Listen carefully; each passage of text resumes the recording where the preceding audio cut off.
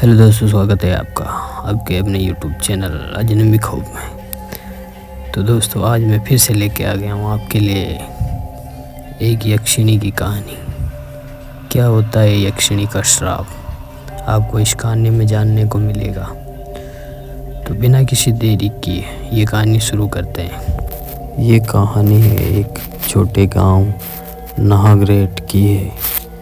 इस गांव के बाहर घने जंगल में एक विशाल वट वृक्ष था। लोग कहते थे कि उस पेड़ पे एक यक्षिणी का वास है। जिसने भी उस पेड़ के नीचे रात बिताई वो कभी वापस नहीं लौटा। गांव वालों का मानना था कि ये यक्षिणी बेहद खूबसूरत, लेकिन उसकी असली पहचान तभी सामने आती है जब वह अपने शिकार पर हमला करती है। विवेक 32 साल का एक महत्वाकांक्षी आर्किटेक्ट, जिसने हाल ही में शहर की भागदौड़ से तंग आकर नागारेट गांव में बसने का फैसला किया। समीरा 32 साल की विवेक की मंगेतर, जो एक लेखक है और अतीत के रहस्यों में बहुत ही दिलचस्पी रखती है। विवेक और समीरा ने गांव के एक पुराना घर खरीदा। ये घर जंगल के पास था और बेहद ही शांतिपूर्ण लग रहा था। गांव वालों ने उन्हें वट वृक्ष के बारे में चेतावनी दी थी, लेकिन विवेक ने इसे सिर्फ एक पुरानी लोक कथा मानकर हंसी में उड़ा दिया। एक रात जब विवेक और समीरा घर के आंगन में बैठे थे तो तभी उन्हें जंगल से किसी औरत की गाने की आवाज़ सुनाई दी। वह आवाज़ इतनी मीठी और महक थी कि विवेक उसकी ओर खींचने लगा। समीरा ने उसे रोका और कहा, यह आवाज़ असली नहीं लगती, हमें इससे दूर ही रहना चाहिए। लेकिन विवेक ने हंसते हुए जवाब दिया, समीरा, यह सिर्फ तुम्हारी कल्पना है। अगली रात विवेक को जंगल में जाने का ख्याल आया। समीरा ने उसे मना किया, लेकिन वह नहीं रुका।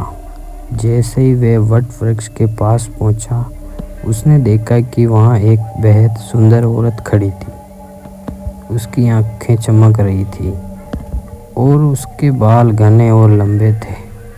औरत ने मुस्कुराते हुए कहा, कहाँ जा रहे हो? अजनबी, ये जंगल मेरा है। विवेक उसकी सुंदरता से मोहित हो गया। उसने जवाब दिया, मैं तो यूं ही बस घूमने आया हूँ, आप कौन हैं? औरत ने धीमे सुर में कहा, मैं यहाँ की रक्षक हूँ। इस जंगल में जो भी आता है वह मेरे बिना वापस नहीं जाता। विवेक ने इस एक मजाक में समझा और यक्षिणी के साथ बात करने लगा। लेकिन जैसे ही वह और करीब गई, उसे एक अजीब सी ठंडक महसूस हुई। तभी समीरा ने उससे आवाज़ दी और वह तुरंत लौट आया। उस रात से घर में अजीब घटना होने लगी। दरवाजे अपने आप खुलने लगे और बंद होने लगे। विवेक को सपने में वही यक्षिणी बार बार दिखाई देने लगी। समीरा को ऐसा महसूस हुआ जैसे कोई उसकी खिड़की के बाहर खड़ा हो। फिर समीरा ने गांव के एक बुजुर्ग को इस बारे में पूछा। उसने कहा, तुम्हारा मंगेतर यक्षिणी की नज़र में आ चुका है। वह उसे तब तक नहीं छोड़ेगी जब तक उसकी आत्मा ना ले लेती। यक्षिणी बेहद ही चालाक, वह इंसानों को इतना मोहित करती है कि वह अपनी जान भी खुशी खुशी दे दे। फिर समीरा ने विवेक को बचाने का फैसला किया। उसने बुजुर्ग से पूछा कि यक्षिणी कैसे हराया जा सकता है। बुजुर्ग ने कहा, यक्षिणी सिर्फ वही हरा सकता है जो उसकी सच्चाई को स्वीकार करने से इनकार करे। उसे अपने डर और मोह से दूर रहना होगा। लेकिन ध्यान रखना, अगर वह तुम्हें पहचान गई तो तुम्हें भी नहीं छोड़ेगी। उस रात यक्षिणी ने खुद को पूरी ताकत के साथ प्रकट किया। उसके विवेक को गाने से अपनी ओर बुलाया। इस बार विवेक पूरी तरह उसके वश में था। जैसे ही वे वट वृक्ष के पास पहुंचा, यक्षिणी ने अपना असली रूप दिखाया।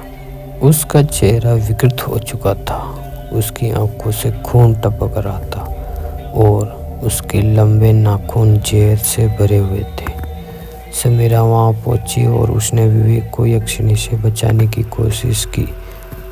उसने यक्षिणी को संबोधित करते हुए कहा, तुम कितनी भी ताकतवर क्यों ना हो, सच्चे प्रेम को नहीं हरा सकती।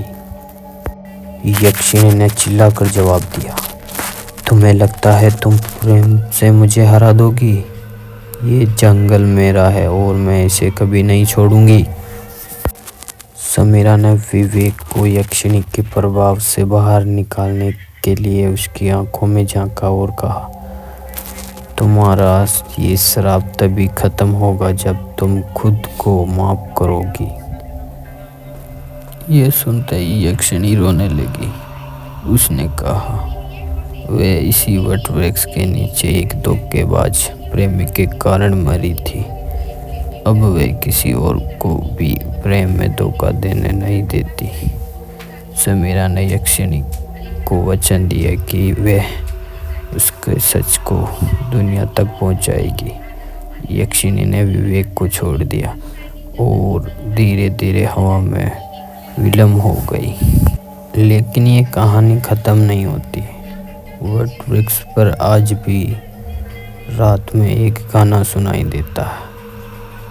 कहते हैं यक्षिणी अब भी वहाँ रहती है, इंतज़ार करती है, लेकिन अब वह केवल धोखेबाजों को अपना शिकार बनाती है।